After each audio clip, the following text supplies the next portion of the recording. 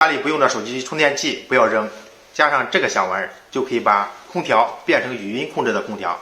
把这个插到充电器上，然后把充电器呢插到插排上，给它供上电。小红，匹配空调，格兰式空调，打开空调。你是什么空调，你就说什么空调名字就行了。它支持市面上绝大多数的空调。制热模式，26度，关闭空调。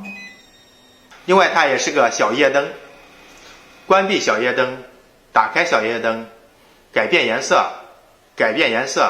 家里有老人小孩的场合用这个非常方便，更主要的是这玩意儿很便宜。